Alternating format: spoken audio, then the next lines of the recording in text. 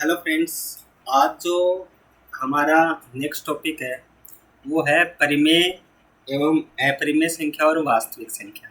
ठीक है, तो देखो सबसे पहले हम बात करेंगे कि परिमेय संख्या तो ऐसी संख्या जिन्हें p बाई क्यू के रूप में लिखा जा सकता है। ठीक है, क्या कहलाती है? परिमेय संख्या कहलाती है। जैसे हमारा 2 हो गया, 5 हो गया, 1/2 हो गया, 1/4 हो गया। ठीक है, और इसके लिए हमारे पास शर्त होती है कि q है वो जीरो नहीं होना चाहिए, क्योंकि यदि q बराबर जीरो है, मान लेते हैं हमने कोई संख्या लिखी 1/0, अब ये हो गया इनफाइनाइट या इसको बोल देते हैं अपरिभाषित। ठीक है, तो इनफाइनाइट होता है, ये अपरिभाषित है, तो इसलिए हम बोलेंगे कि q है वो जीरो नहीं होना चाहिए। तो वो जो संख्या प्राप्त होगी वो हमारी क्या प्राप्त होगी? परिमेय संख्या प्राप्त होगी। उसके बाद है देखो हमारा अपरिमेय संख्या। तो देखो ऐसी संख्या जिन्हें p बाई क्यू के रूप में नहीं लिखा जा सकता अपरिमेय संख्या कहलाती है। जैसे हमारी √2 हो गई। ठीक है, तो √2 हो गई, तो √2 कितना होता है? 1.414। ठीक है, उसी प्रकार √5 हो गई, तो रूट में जितनी भी संख्या आएंगी हमारी वो सारी संख्या क्या होंगी? हमारी अपरिमेय संख्या होगी। उनके पास देखो एक नोट करने की बात है कि अपरिमेय संख्या में से कोई परिमेय संख्या घटाने पर अपरिमेय संख्या प्राप्त होती है। जैसे मान लेते हैं कि हमारे पास कोई अपरिमेय संख्या है, जैसे √3। √3 में से हमने कोई परिमेय संख्या 2 घटाई। ठीक है, तो जो संख्या प्राप्त होगी वो कौन सी होगी? हमारे पास अपरिमेय। उसी प्रकार एक और नोट करने की बात है कि जैसे परिमेय संख्या है, तो परिमेय संख्या में से अपरिमेय संख्या घटाने पर अपरिमेय संख्या प्राप्त होती है। कैसे? जैसे 2 है, तो 2 में से मान लो मैंने √3 घटाया, तो ये जो संख्या है ये भी क्या है? आपकी अपरिमेय संख्या ही है। ठीक है, अब देखो हम बात करते हैं लघुत्तम समापवर्तक। तो लघुत्तम समापवर्तक क्या होता है? एलसीएम। तो इसकी देखो डेफिनेशन क्या होती है कि 2 या 2 से अधिक संख्याओं का लघुत्तम समापवर्तक वह सबसे बड़ी संख्या होगी या होती है जिसमें दी गई संख्याओं में से सभी संख्याओं का भाग जाता है। लैसा हमेशा दी गई संख्याओं में सबसे बड़ी संख्या या फिर उन संख्याओं से हमेशा बड़ा प्राप्त होता है। तो ये हो गया हमारा एलसीएम। तो देखो आगे हम इस पे एग्जाम्पल करेंगे तो उससे हमें पता चलेगा कि कैसे ज्ञात करते हैं। उसी प्रकार महत्तम समापवर्तक एचसीएफ, तो 2 या 2 से अधिक संख्याओं के गुणनखंड करने पर प्राप्त होने वाले सबसे बड़े उभयनिष्ठ गुणनखंड को एचसीएफ या महत्तम समापवर्तक कहते हैं। ठीक है, तो ये इसके ऊपर जब हम क्वेश्चन करेंगे तब हमें पता चलेगा। तो देखो जो एचसीएफ है, तो एचसीएफ को ज्ञात करने की 2 विधियाँ होती है। पहली विधि है आपकी यूक्लिड विभाजन एल्गोरिथम और दूसरी होती है आपकी अभाज्य गुणनखंड विधि। ठीक है, तो मान लेते हैं हमारे पास कोई 2 संख्याएं हैं ए और बी। तो ए और बी के लिए हम क्या लिखेंगे कि 2 संख्याओं का गुणनफल वो हमेशा बराबर होता है संख्याओं का लैस है या एलसीएम इंटू संख्याओं का मैस है एचसीएफ। तो यहाँ पे हम फॉर्मूला लिख सकते हैं कि ए और बी कोई 2 संख्या है, उनका गुणनफल बराबर होता है एचसीएफ ए और बी का इंटू एलसीएम ए और बी का। अब देखो कई बार हमारे पास क्या होता है कि भिन्न होती है, तो भिन्नों का भी हमें क्या करना होता है? एचसीएफ और एलसीएम ज्ञात करना होता है। तो देखो महत्तम समापवर्तक किसका? भिन्नों का। तो देखो यहाँ पे याद कैसे रखेंगे कि महत्तम है, तो यहाँ पे लिखेंगे कि अंशों का महत्तम समापवर्तक बटे हरों का लघुत्तम समापवर्तक। उसी प्रकार जो लघुत्तम समापवर्तक है उसमें क्या लिखेंगे? अंशों का लघुत्तम समापवर्तक बटे हरों का महत्तम समापवर्तक। ठीक है, तो ये हमारे पास कुछ थ्योरेटिकल पोर्शन हो गया जिसको हम सीखेंगे। उसके बाद देखो इसके ऊपर हम एक सवाल करते हैं। देखो कैसे कि पहली संख्या आपके पास 5/10, 7/14 और 9/16 का मैसे व लैसे ज्ञात करो। तो देखो इसका जो हल होगा हमारे पास, तो कैसे लिखेंगे कि सबसे पहले हमें ज्ञात करना है कि महत्तम समापवर्तक। ठीक है, महत्तम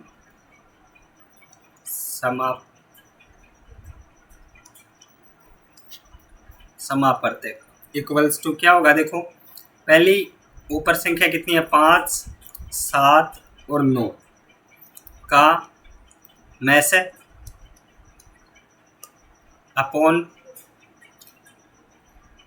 जो नीचे संख्या हमारे पास कितनी है, 10, 14 और 16 का लेस है, मतलब एलसीएम। तो ये लेस है।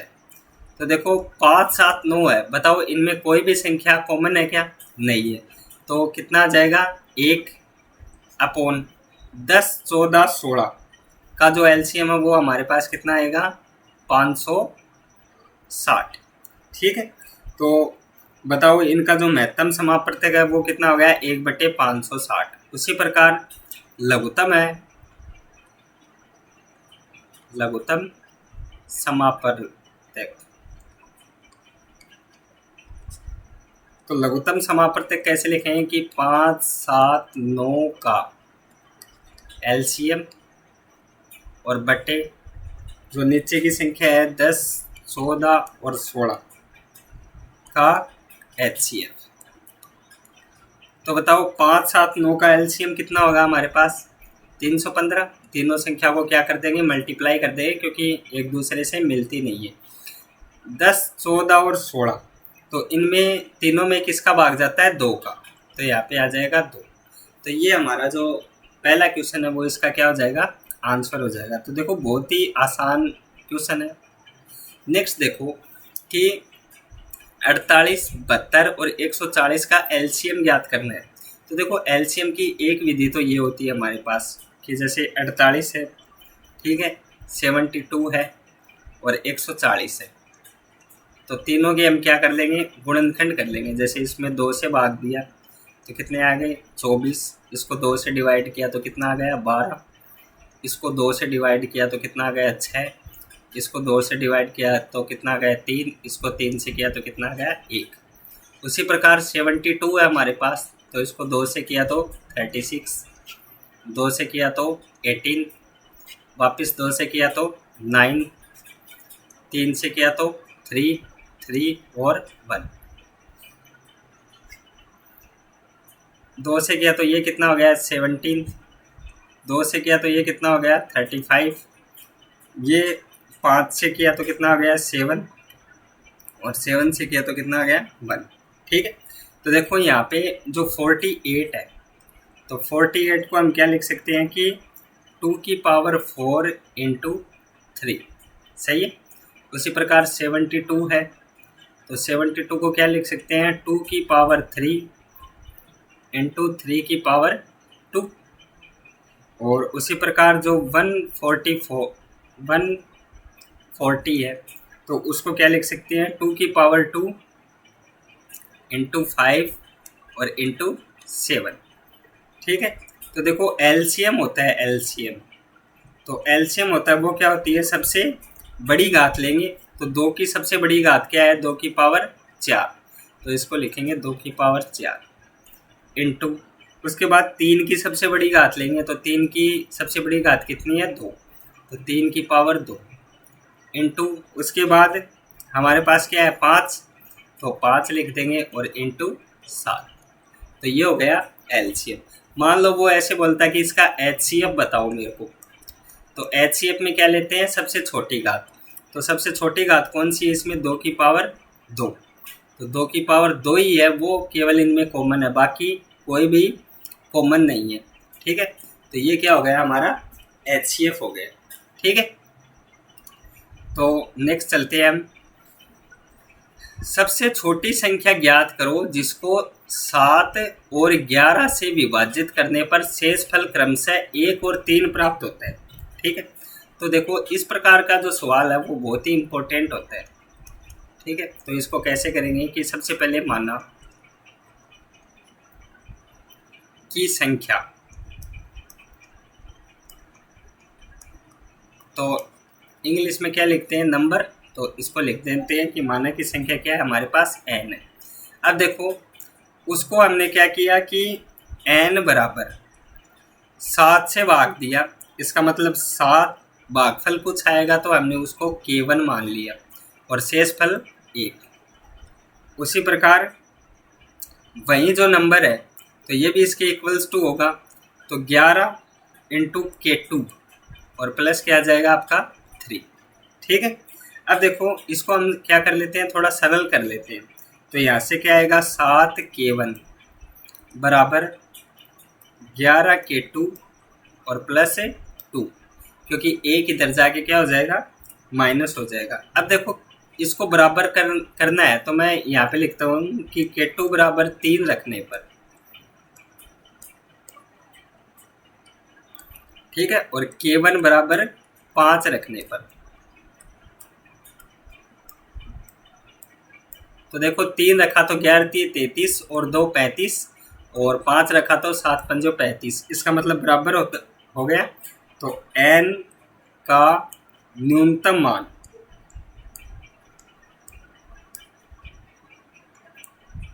तो कितना आगे आएगा 7, तो 7 इंटू 5, ठीक है, और प्लस 1, तो मान कितना आएगा 36।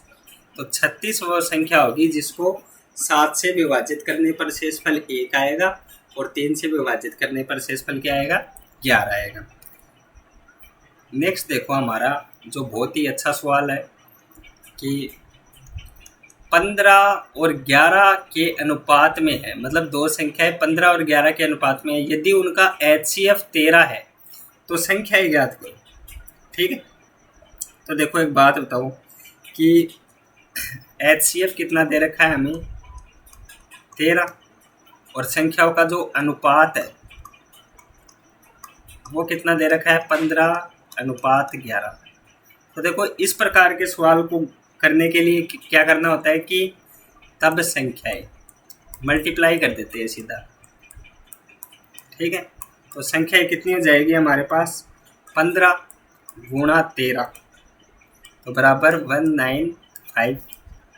ठीक है, उसी प्रकार और दूसरी संख्या क्या हो जाएगी हमारी 11 गुणा 13 बराबर 143। ठीक है, तो दो संख्या आ गई, एक तो क्या आ गई हमारे पास 143 और एक क्या आ गई 195, तो दो संख्या हो गई। क्वेश्चन नंबर 5 देखो कितना अच्छा क्वेश्चन है कि वह संख्या ज्ञात करो जो 8, 9, 12, 15 और 18 से विभाजित है तथा एक पूर्ण वर्ग संख्या है।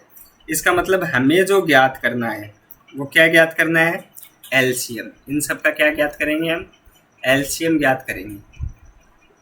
ठीक है, तो देखो 8 है, 8 को हम क्या लिख सकते हैं कि 2 इंटू 2 इंटू 2 लिख सकते हैं। उसी प्रकार जो 9 है तो 9 को क्या लिख सकते हैं हम 3 इंटू 3, तो 3 मैचिंग नहीं है तो यहाँ पे 3 इंटू 3। उसी प्रकार 12 है तो 12 को क्या लिख सकते हैं हम 2 इंटू 2, तो 2 इंटू 2 और इंटू 3। उसी प्रकार 15 है तो 15 को क्या लिख सकते हैं हम 3 इंटू 5 और उसके बाद जो हमारी संख्या है क्या 18, तो 18 को क्या लिख सकते हैं हम 3 into 5, sorry 3 into 3 into 3 into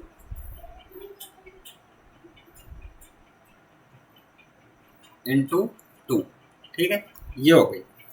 अब एक बात बताओ, देखो इसका जो LCM निकलेगा LCM, तो LCM देखो जो टोटल जो इनका LCM है वो कितना आ जाएगा कि 2 into 2 into 2 into 3 into 3 into 5। कैसे देखो दो एक बार मिल रहा है मैच कर रहा है, इसका मतलब इसको एक बार ले लेंगे इस दो को। ठीक है, एक बार ले लिया तो ये 2 लिख दिया, बाकी के 2 बच गए। इसमें ये एक बार मैच हो रहा है तो 1 2 तो ये हो गया, 1 2 ये हो गया और 1 2 ये हो गया। उसके बाद 3 देखो सभी में मिल रहा है तो उसके बाद 3 एक बार। ठीक है, उसके बाद 3 ये रहा हमारे पास, तो 1 3 ये हो गया। उसके बाद कितना आ गया हमारे पास है 5। ठीक है, तो टोटल देखो कितना हो जाएगा इनका, 5 3 15, 45 45 दूनी 90, 18 18 दूनी 36। ठीक है, 360 हो गया हमारा। अब आगे कैसे करेंगे हम,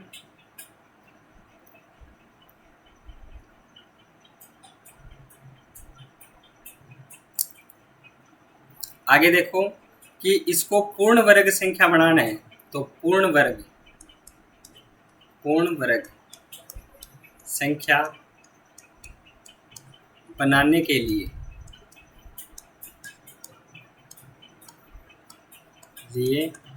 प्राप्त संख्या को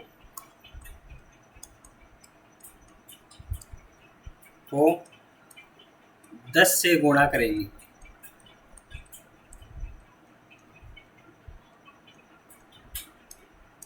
ठीक है, तो यहाँ से क्या हो जाएगा, जो हमारी संख्या होगी तो वो कितनी हो जाएगी, 360 इंटू 10, तो कितनी हो जाएगी 3600।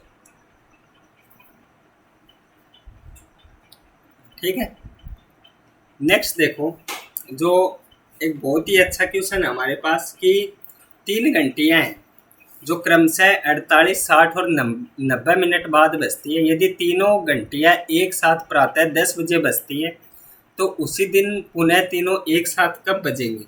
ठीक है, तो देखो एक साथ कब बजेंगी, ये हमें क्या ज्ञात करना है, लैस मीन्स मैं बोल देता हूँ कि एलसीएम हमें ज्ञात करना है किस किस का, 48 60 और 90 का। ठीक है, तो देखो 48 60 और 90 का एलसीएम कितना आ जाएगा हमारा 720 मिनट। कितना आएगा 720 मिनट। अब इसको हम क्या कर लेंगे घंटे में, तो घंटे में 720 मिनट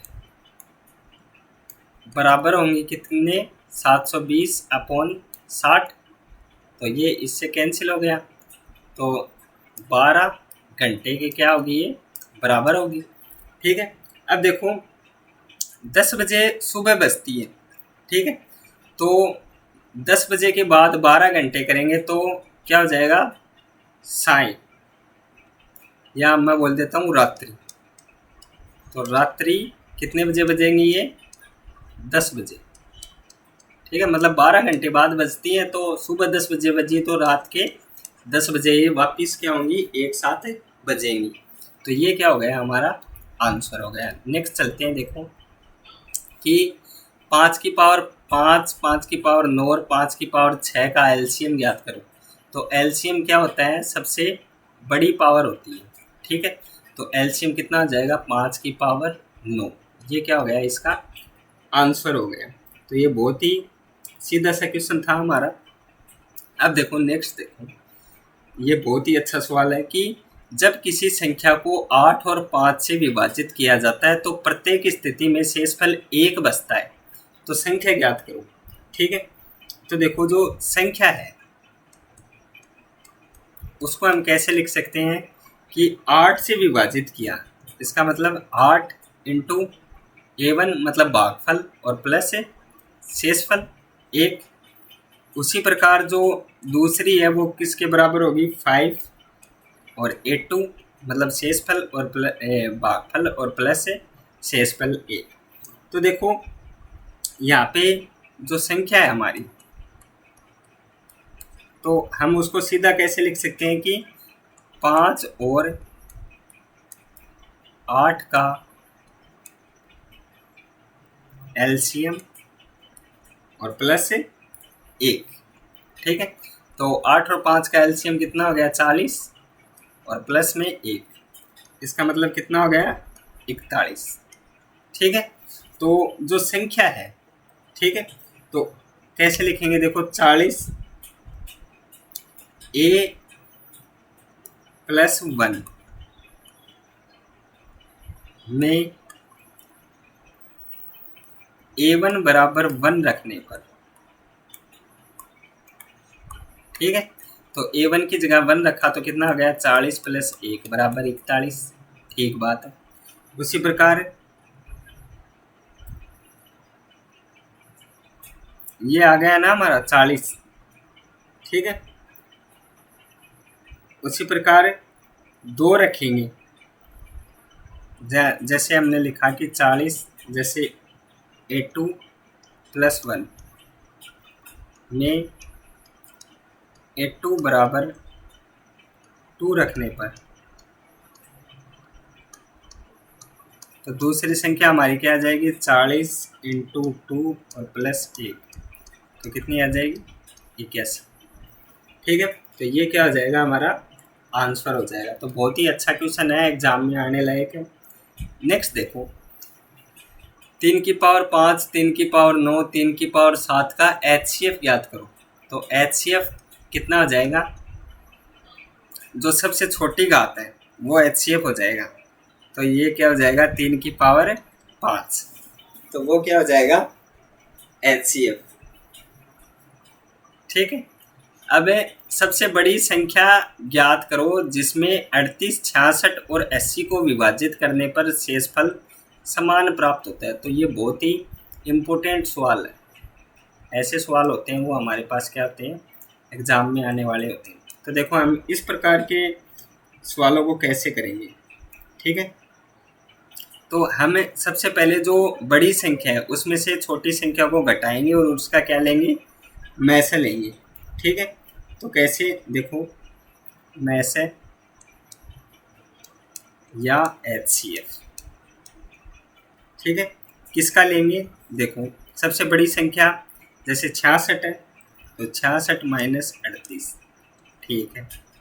उसके बाद बड़ी संख्या 80 माइनस 66, ठीक है। उसके बाद बड़ी संख्या 80 माइनस 38 बराबर, अब देखो इसमें से ये घटा दिया तो कितना आ गया हमारे पास 28, ये घटाया तो 14 और ये घटाया तो 42, ठीक है। और इन सब का HCF कितना होएगा 14, ठीक है। तो देखो 14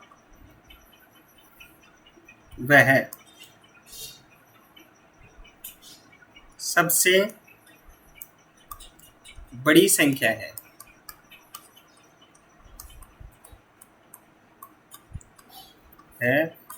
जो समान शेषफल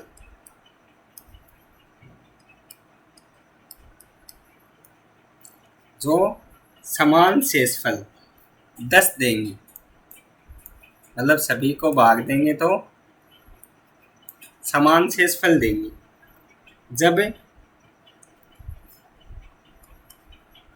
हम 38, 66 या 80 को विभाजित करेंगे,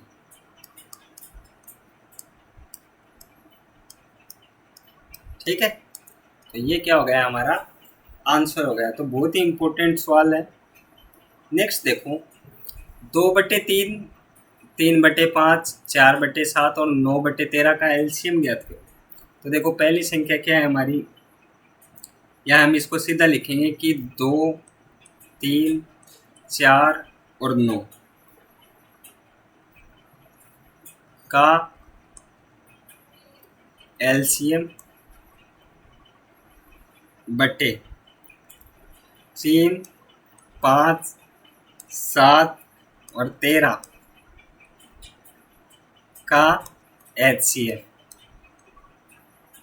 तो बराबर कितना आ जाएगा 36/1 बराबर 36, ठीक है। तो ये क्या हो गया हमारा आंसर हो गया। अब ये देखो जो 12 का है क्वेश्चन नंबर 12, तो ये बहुत ही इम्पोर्टेंट है हमारे पास कि यदि दो संख्याओं का योग 528 है, HCF हमें 33 दे रखा है, तो ज्ञात करो कि ऐसी संख्या के कितने युग्म बनाए जा सकते हैं। तो देखो बहुत ही अच्छा सवाल है। मैं इसको हल करने के लिए मान लेता हूँ कि माना संख्याएं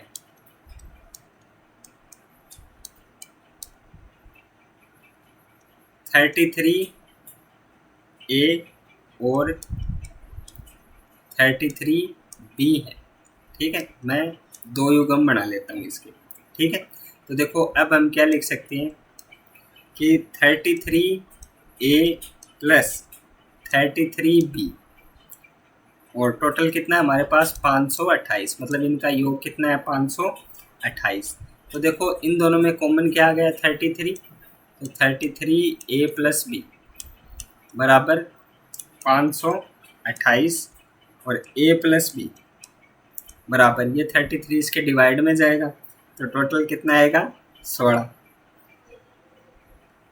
ठीक है, तो देखो यहाँ पे क्या लिखें कि यहाँ A तथा B सहअभाज्य संख्या है या सहअभाज्य संख्या होनी चाहिए। ठीक है, तो बताओ A और B के युग्म क्या होंगे, अतः A व B। तो देखो योग 16 आना चाहिए, तो पहली संख्या 1 है या 15 हो सकती है हमारे पास।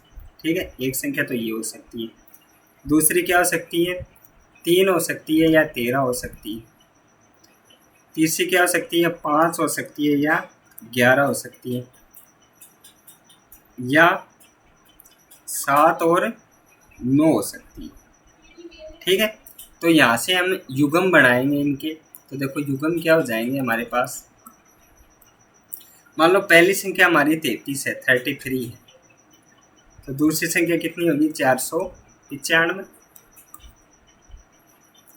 मान लो दूसरी संख्या हमारे पास 99 है 99, मतलब 3 का गुणज है, तो कितनी होगी 429। तीसरी संख्या हमारे पास क्या होगी 165 और 363। उसी प्रकार नेक्स्ट क्या होगी 231 और 297। तो ये क्या हो गया हमारा आंसर हो गया। तो इस प्रकार हमारा जो क्वेश्चन नंबर 12 है वो क्या होता है कंप्लीट होता है और बहुत ही इम्पोर्टेंट सवाल है। अब देखो ये बोल रहा है कि x square minus 4x plus 3 और x square minus 5x plus 6 का एलसीएम ज्ञात करो। तो देखो ऐसे सवाल होते हैं, ये भी क्या होते हैं हमारे इम्पोर्टेंट होते हैं। कैसे देखो कि x square minus 4x plus 3, ठीक है, तो इसको मैं क्या लिख सकता हूँ, देखो x square minus 3x minus x और प्लस 3, क्योंकि जोड़ने पे कितना आ रहा है हमारा 4 आ रहा है। अब देखो इन दोनों में कॉमन ले लेते हैं, तो क्या आ जाएगा x कॉमन आ गया तो यहाँ से बच गया x माइनस 3। इन दोनों में कॉमन ले लेते हैं तो -1, तो ये क्या आ गया x माइनस 3। ठीक है, तो अब देखो ये और ये दो पद हो गए, तो इनमें कॉमन ले लिया तो कितना आया x माइनस 3, तो यहाँ से ये क्या आ गया x और -1।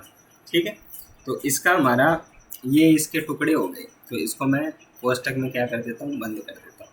उसी प्रकार देखो एक्स स्क्वायर माइनस 5x और प्लस 6 तो बराबर, तो इसको मैं क्या लिखूँगा कि x square minus 3x minus 2x और प्लस 6। ठीक है, तो यहाँ से देखो x बाहर ले लिया तो क्या आ जाएगा x माइनस 3 और यहाँ से -2 बाहर ले लिया तो क्या आ जाएगा x माइनस 3। ठीक है, तो इन दोनों में क्या कॉमन आ रहा है x माइनस 3 और यहाँ से x माइनस 2। तो देखो एलसीएम कैसे निकालते हैं। ठीक है, तो एलसीएम देखो x माइनस 3 दोनों मैच कर रहे हैं, इसका मतलब दोनों में से एक ले लेंगे x माइनस 3। उसके बाद देखो x माइनस 3 मैच कर रहा है और बाकी कोई मैच नहीं कर रहा, तो इसको भी लिख लेते हैं कि x माइनस 1 और x माइनस 2। ठीक है, तो ये क्या आ जाएगा हमारा एलसीएम आ जाएगा। तो बहुत ही इम्पोर्टेंट और अच्छा सवाल है हमारे पास ही। ठीक है, क्वेश्चन नंबर 14 देखते हैं। देखो कि दो संख्याओं का अनुपात 3:4 है उनके HCF व LCM का गुणनखंड जो गुणनफल है वो 2028 है। तो संख्याओं का योग बताना आपको कि योग क्या होगा, वो हमें क्या करना है, याद करना है।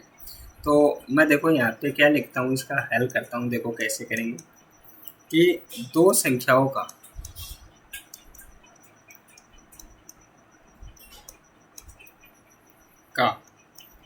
HCF मैंने मान लिया कि क्या है, x है।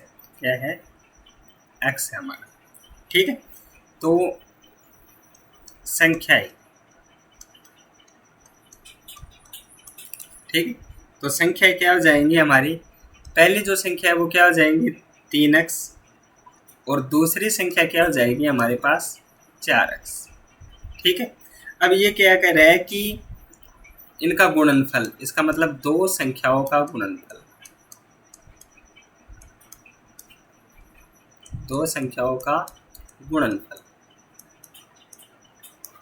बराबर होता है क्या, HCF इंटू LCM। तो देखो दो संख्याओं का गुणनफल, तो देखो पहली संख्या क्या है 3x इंटू 4x और बराबर 2028।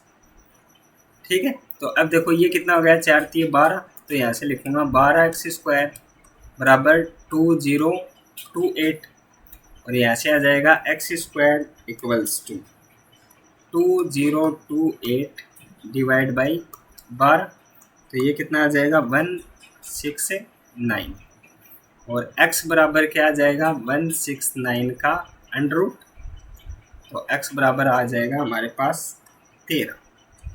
x की वैल्यू क्या आ गई हमारे पास 13। तो देखो यहाँ से मैं क्या लिखूंगा कि संख्याओं का योग,